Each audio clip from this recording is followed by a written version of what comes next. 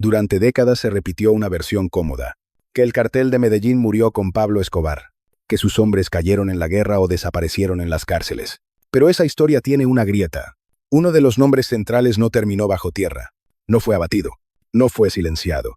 Pasó 25 años dentro del sistema judicial de Estados Unidos, cumplió cada día de su condena, y salió con vida. En diciembre de 2024, Fabio Ochoa Vázquez recuperó la libertad. Poco después, fue deportado a Colombia. No hubo conferencias de prensa, no hubo celebraciones. Solo un traslado discreto, administrativo, casi invisible. La pregunta no es cómo sobrevivió. La pregunta es, ¿por qué el sistema permitió que lo hiciera? A comienzos de la década de 1980, Colombia entró en una de las etapas más inestables de su historia reciente. El país no solo enfrentaba un conflicto armado interno prolongado, sino también la consolidación de una economía ilegal capaz de penetrar instituciones, territorios y lealtades. El narcotráfico dejó de ser un negocio clandestino para convertirse en un problema de seguridad nacional. El eje del enfrentamiento no fue únicamente la violencia, fue la extradición. Para los jefes del narcotráfico, ser enviados a Estados Unidos significaba perder el control del proceso judicial, quedar aislados de sus redes y enfrentar condenas sin posibilidad de negociación local.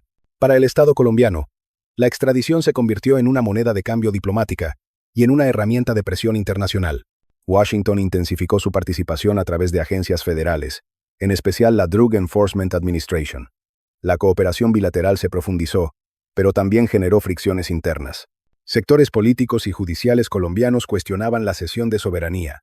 Otros la veían como la única salida ante un enemigo que parecía incontrolable. En ese contexto, el cartel de Medellín adoptó una estrategia de confrontación directa. Atentados, asesinatos selectivos y amenazas públicas formaron parte de una campaña diseñada para presionar al Estado y bloquear la extradición. La violencia no era caótica, respondía a objetivos claros. Sin embargo, no todos los actores dentro del cartel compartían la misma lógica. Mientras algunos apostaban por el enfrentamiento abierto, otros entendieron que el conflicto con Estados Unidos no podía ganarse. Surgió entonces una división silenciosa, los que resistirían hasta el final y los que buscarían sobrevivir dentro del nuevo orden. Ese quiebre marcaría el destino de muchos nombres.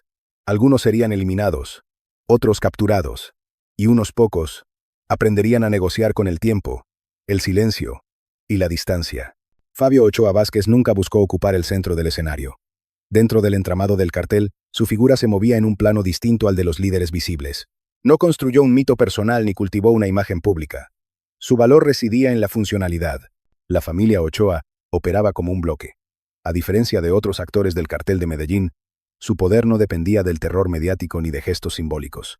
Era un poder operativo, sostenido por la logística, la disciplina interna y la capacidad de mantener relaciones estables con socios y aliados. Fabio encajaba con precisión en ese esquema. Su rol se concentró en la coordinación y el control.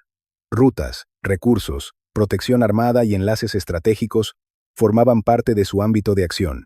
No era el ejecutor directo ni el ideólogo principal, pero sí un engranaje confiable dentro de una maquinaria compleja. En un sistema que premiaba la lealtad silenciosa, esa confiabilidad era una moneda valiosa. A diferencia de otros miembros del cartel, Fabio evitó el protagonismo político y la confrontación verbal. No emitía amenazas públicas. No respondía a provocaciones. Esa conducta no implicaba pasividad, sino cálculo. Entendía que la visibilidad excesiva aceleraba la caída.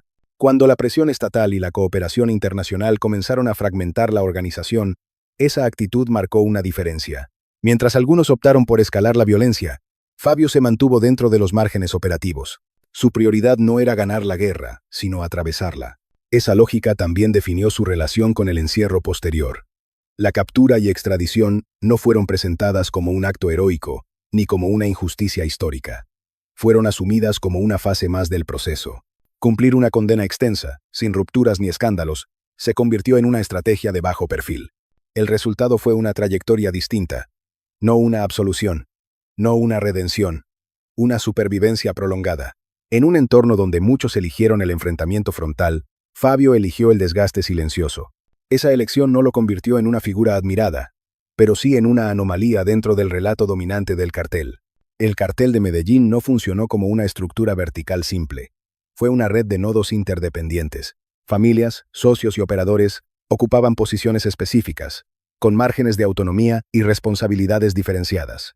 En ese sistema, la familia Ochoa, Representó un modelo distinto de ejercicio del poder. Mientras Pablo Escobar construyó su influencia a partir de la confrontación abierta y la intimidación pública, los Ochoa optaron por la estabilidad operativa.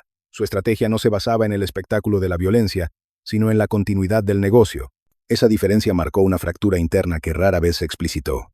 La red de los Ochoa se sostenía en 3 pilares: logística, alianzas y control territorial indirecto. Administraban rutas, aseguraban el transporte y garantizaban la protección de cargamentos sin necesidad de exposición constante. En lugar de imponer, negociaban. En lugar de escalar conflictos, los contenían. Ese enfoque les permitió mantener relaciones con otros grupos criminales y con intermediarios que preferían el bajo perfil. La red no dependía de un solo líder carismático, sino de la coordinación familiar y de la confianza acumulada. Cada eslabón cumplía una función clara. La eficiencia era más importante que la notoriedad. Dentro de ese entramado, Fabio Ochoa ocupaba un rol de equilibrio. No era el rostro ni el portavoz, pero sí un punto de conexión entre distintos niveles de la organización. Su función consistía en asegurar que la red siguiera operando incluso cuando el entorno se volvía hostil. Cuando la presión estatal se intensificó y el cartel comenzó a fragmentarse, esa estructura mostró una mayor capacidad de adaptación. Mientras el núcleo de Escobar se radicalizaba, la red Ochoa buscó reducir daños. Algunos vínculos se cortaron, otros se redefinieron. El resultado no fue una victoria, sino una transición. La red no sobrevivió intacta, pero tampoco colapsó de manera inmediata. Se dispersó, se transformó y en algunos casos se integró a nuevas dinámicas criminales. Esa flexibilidad explicaría por qué ciertos nombres atravesaron el colapso del cartel sin desaparecer del todo. Los expedientes oficiales cuentan una historia ordenada: fechas de captura, cargos formales, condenas cumplidas, traslados penitenciarios. El caso de Fabio Ochoa Vázquez aparece ahí como un proceso cerrado, sin cabos sueltos visibles, sin anotaciones extraordinarias. Pero los archivos completos rara vez existen. Detrás de la documentación pública hay capas que no se muestran. Informes parciales, declaraciones que no llegaron a juicio, intercambios que no quedaron por escrito. En los años de mayor cooperación entre Colombia y Estados Unidos, muchas decisiones se tomaron fuera de las salas judiciales. Algunas versiones sostienen que ciertos miembros del cartel de Medellín no fueron priorizados como objetivos finales, no porque fueran inocuos, sino porque resultaban útiles. Conocían rutas ya desmanteladas. Sabían cómo funcionaban estructuras que estaban a punto de desaparecer. Su valor no era operativo en el presente, sino informativo para el futuro. En ese contexto, el encierro prolongado adquirió otra función. No solo castigar, sino aislar. Convertir a un actor activo en un archivo vivo. Durante 25 años, Fabio Ochoa permaneció dentro del sistema penitenciario estadounidense sin protagonismo mediático, sin declaraciones públicas, sin intentos visibles de reescribir su historia. Ese silencio también genera preguntas. ¿Por qué no hubo procesos adicionales? ¿Por qué no se abrieron nuevas líneas judiciales a partir de su caso? ¿Por qué su nombre desapareció progresivamente del discurso oficial? Algunos documentos desclasificados años después muestran que la cooperación judicial de la época fue fragmentaria. No todos los acuerdos se tradujeron en reducciones de condena. En ciertos casos, el beneficio no fue inmediato ni explícito. Fue el tiempo, la posibilidad de salir cuando el contexto ya no exigía respuestas. La liberación de Fabio en diciembre de 2024 ocurrió sin gestos simbólicos. No fue presentada como un acontecimiento. Fue tratada como un trámite administrativo. Esa normalidad resulta significativa. El sistema no necesitaba justificar nada. El expediente estaba completo a los ojos institucionales. Sin embargo, para los investigadores, el archivo sigue abierto. No existen registros públicos que expliquen por qué Fabio cumplió exactamente 25 años. Tampoco hay documentos que aclaren qué información entregó, si es que entregó alguna. Las versiones disponibles se contradicen. Algunas minimizan su relevancia. Otras sugieren un papel más complejo, nunca formalizado. En este punto, el archivo se fragmenta. Lo que queda no es una conclusión, sino una superposición de silencios. Un caso que no escandalizó.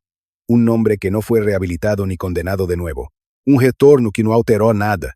El archivo oculto no revela una verdad definitiva. Revela un método. El sistema no siempre elimina. A veces conserva. A veces espera. Y cuando el tiempo hace su trabajo, libera sin necesidad de explicaciones. El punto de quiebre no ocurrió en una emboscada, ni en una sala de interrogatorios. No fue una traición pública, ni una confesión registrada. Fue una decisión administrativa, sostenida en el tiempo, aceptada sin dramatismo. Aceptar la extradición. Aceptar la condena completa. aceptar el encierro prolongado como un proceso cerrado. Mientras otros intentaron negociar salidas rápidas o apostaron por el enfrentamiento final, Fabio Ochoa optó por una estrategia distinta. No buscó protagonismo judicial, no convirtió su caso en una bandera política. Se integró al sistema penitenciario estadounidense como un expediente más. Esa elección tuvo efectos inmediatos. Redujo la presión. Desactivó expectativas. El sistema judicial funciona mejor cuando los actores son previsibles. Un condenado que cumple su pena sin rupturas ni sobresaltos es más fácil de administrar que uno que desafía constantemente el proceso. Con el paso de los años, el contexto cambió. Las prioridades de las agencias se desplazaron. Nuevas organizaciones ocuparon el espacio dejado por el Cartel de Medellín. Los nombres del pasado dejaron de ser urgentes. La información perdió valor operativo. El archivo comenzó a cerrarse. En ese escenario, la condena dejó de ser una medida excepcional y se convirtió en un trámite. El tiempo hizo el resto. 25 años después, no quedaban razones estratégicas para prolongar el encierro. No había procesos pendientes. No había amenazas activas. No había beneficios adicionales que extraer. La liberación no fue una absolución ni una recompensa. Fue la consecuencia lógica de una decisión tomada décadas atrás. Aceptar el desgaste. Esperar a que el sistema agotara su interés. Ese fue el punto de quiebre real. No una acción violenta, sino una renuncia silenciosa a disputar el relato. Cuando otros eligieron resistir, Fabio eligió desaparecer del foco. Y esa elección, irreversible en su momento, definió el final de su trayectoria dentro del conflicto. Las consecuencias no fueron inmediatas ni espectaculares. Se manifestaron de forma gradual, casi imperceptible. Cuando Fabio Ochoa Vázquez salió del sistema penitenciario estadounidense, el escenario que había dejado atrás ya no existía. El Cartel de Medellín era un objeto histórico. Sus estructuras habían sido desmanteladas, absorbidas o reemplazadas por dinámicas distintas. El regreso a Colombia no alteró el equilibrio criminal ni político. No provocó reacciones públicas. No activó investigaciones nuevas. El proceso se trató como un cierre administrativo. Para las autoridades, el caso estaba terminado. La condena se había cumplido. El expediente podía archivarse sin anexos. Para el sistema, esa normalidad fue el resultado buscado. La neutralización había sido efectiva. 25 años fuera del tablero habían eliminado cualquier capacidad de influencia directa. No quedaban redes activas que reactivar ni alianzas que recuperar. El tiempo había cumplido su función. A nivel organizacional, la consecuencia fue clara. La supervivencia individual no implicó la supervivencia del sistema. La red Ochoa no se reconstruyó. No hubo intentos de retorno ni de reconfiguración visible. El capital simbólico del pasado ya no tenía valor operativo. El impacto real se produjo en el relato. La historia dominante del Cartel de Medellín se construyó alrededor de finales violentos y caídas abruptas. La trayectoria de Fabio introduce una anomalía. Una salida lenta, silenciosa y sin redención pública. No contradice el relato, lo incompleta. No hubo juicios morales ni reinterpretaciones oficiales. Tampoco gestos de cierre simbólico. La consecuencia final fue la desaparición del caso del debate público. Cuando un expediente deja de ser útil, deja de ser mencionado. En ese sentido, la mayor consecuencia no fue la libertad, sino el olvido administrado. Un desenlace sin épica, sin castigo adicional, sin absolución. Fabio Ochoa Vázquez está libre, no absuelto, no reivindicado, simplemente fuera del sistema que lo retuvo durante un cuarto de siglo. Su historia no ofrece una conclusión clara. No confirma teorías ni desmiente versiones. Permanece suspendida entre lo que se documentó y lo que nunca quedó registrado. El expediente está cerrado, pero el archivo no está completo. El Cartel de Medellín cayó en medio de explosiones, asesinatos y decisiones irreversibles. Sin embargo, no todos sus miembros compartieron el mismo final. Algunos murieron, otros fueron eliminados, y unos pocos atravesaron el colapso sin ruido, absorbidos por el tiempo y el silencio. El sistema no siempre busca destruir. A veces conserva, a veces espera. Cuando deja de necesitar respuestas, devuelve a los nombres al anonimato del que nunca debieron salir. No hay ceremonia, no hay cierre narrativo, solo una ausencia cuidadosamente administrada. El silencio, en este caso, no es vacío. Es el último rastro de un acuerdo que nunca fue explicado.